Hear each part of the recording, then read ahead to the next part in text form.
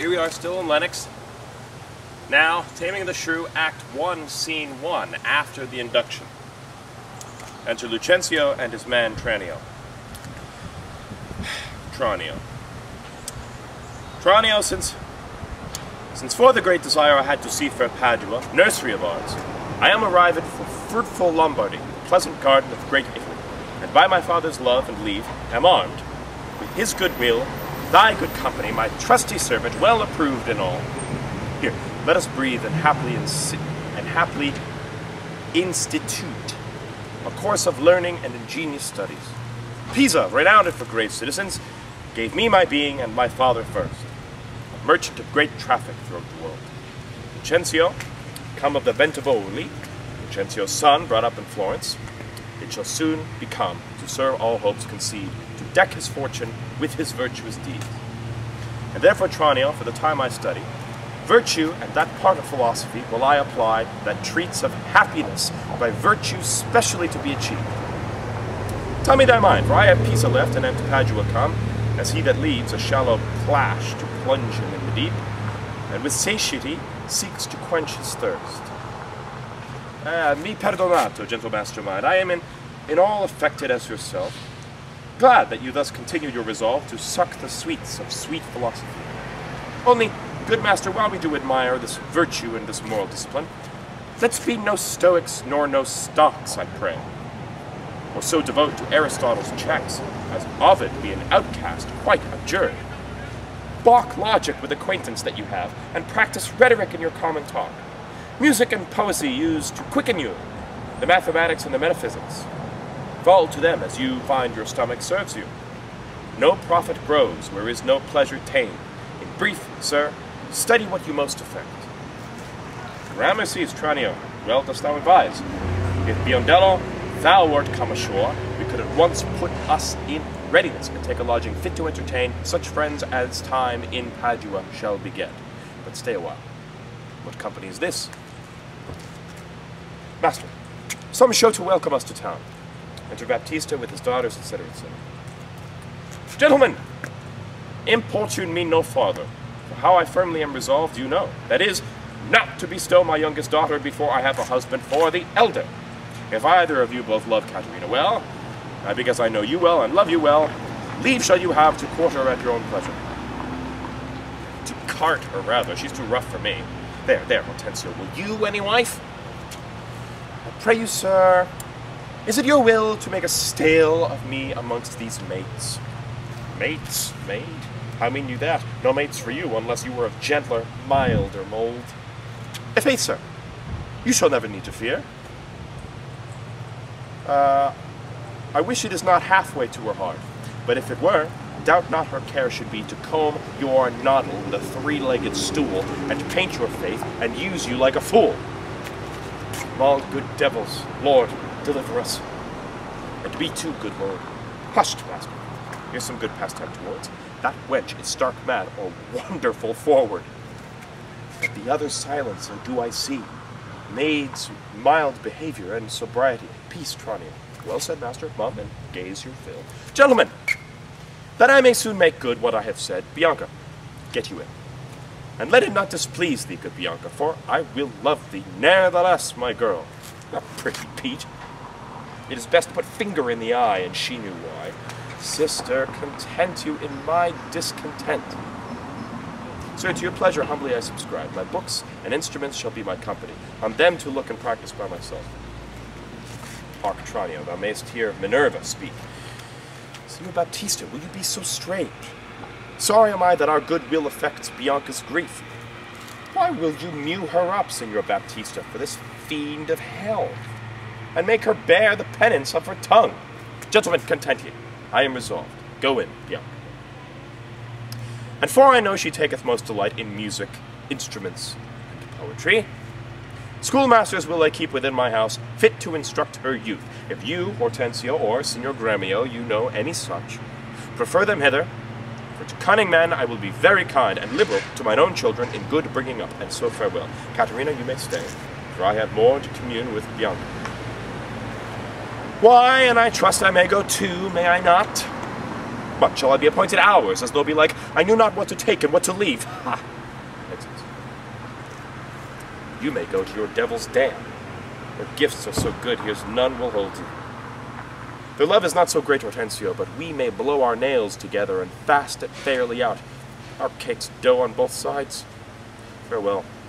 But for the love I bear my sweet Bianca, if I can by any means light on a fit man to teach her that wherein she delights, I will wish him to her father.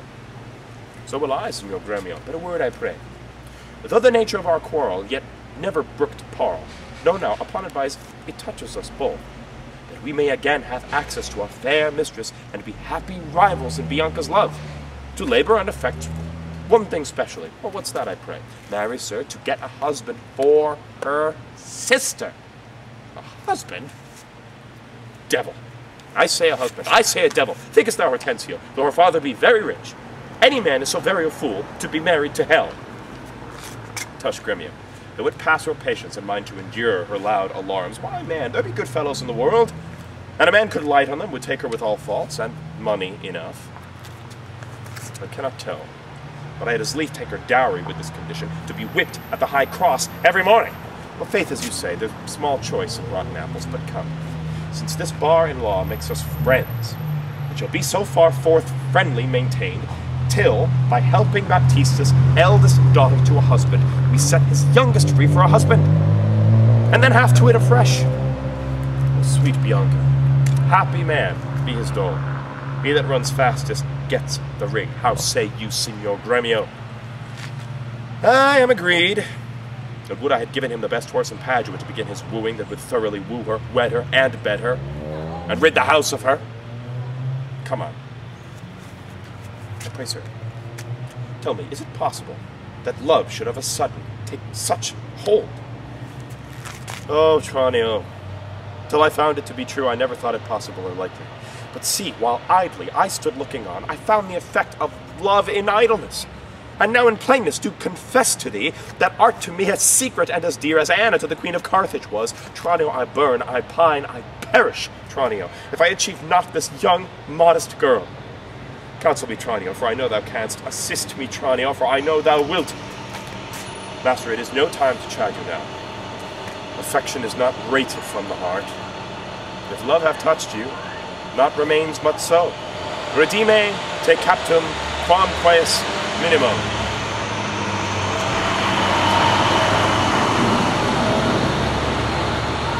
Gramercy's lad, go forward, discontents. The rest will comfort, for thy counsel sound. Master, you looked so longingly on the maid, but perhaps you marked not what's the pith of all. Oh yes, I saw sweet beauty in her face, such as the daughter of Aegina had, that made great Jove to humble him to her hand, when with his knees he kissed the Cretan strand. Oh, saw you no more? Marked you not how her sister began to scold and raise up such a storm that mortal ears might hardly endure the din? Tranio, I saw her coral lips to move, and with her breath she did perfume the air. Sacred and sweet was all I saw in her. Nay, then 'tis time to stir him from his trance. I pray awake, sir. If you love the maid, bend thoughts and wits to achieve her. Thus it stands. Her elder sister is so cursed and shrewd, that till the father rids his hands of her, master, your love must live a maid at home, and therefore has he closely mewed her up, because she will not be annoyed with suitors. Ah, Tranio, what a cruel father's he. But art thou not advised he took some care to get her cunning schoolmasters to instruct her? Ay, marry am I, sir, and now 'tis plotted. I have it, Tranio. Master, for my hand, both our inventions meet and jump and one. Tell me thine first. You will be schoolmaster and undertake the teaching of the maid. That's your device. It is. May it be done. Not possible. For who shall bear your part and be in Padua, hear Vincentio's son? Keep house and ply his book. Welcome his friends. Visit his countrymen and banquet them. Basta. Content thee, for I have it full. We have not yet been seen in any house, nor can we be distinguished by our faces for man or master. Then it follows thus. Thou shalt be Master Tranio in my stead. Keep house and port and servants as I should. Where will some other be? Some Florentine, some Neapolitan, or meaner man of Pisa? 'Tis hatched, and shall be so. Tranio, at once, uncase thee, take my collared hat and cloak. When Biondello comes, he waits on me, but I will charm him first to keep his tongue. So had you need. In brief, sir, Sith, it is Sith it your pleasure is, and I am tied to be obedient. For so your father charged me at our parting. Be serviceable to my son, quoth he. Although I think 'twas in another sense. I am content to be Lucentio, because so well I love Lucentio. Tranio be so, because Lucentio loves. And let me be a slave to achieve that maid, whose sudden sight enthralled my wounded eye. Here comes the rogue. Sirrah, where have you been? Where have I been? Nay, how now? Where are you? Master, has my fellow Tranio stolen your clothes, or you stolen his, or both? Pray, what's the news? Sirrah, come hither. 'Tis no time to jest. And therefore frame your manners to the time. Your fellow Tranio here, to save my life, puts my apparel and my countenance on. And I, for my escape, have put on his. For in a quarrel since I came ashore, I killed a man, and fear was descried. Wake you on him, I charge you, as becomes, while I make way from hence to save my life. You understand me? I, sir, narrow it, and not a jot of Tranio in your mouth. Tranio is changed into Lucentio. The better for him. Would I were so too. Would I were so too.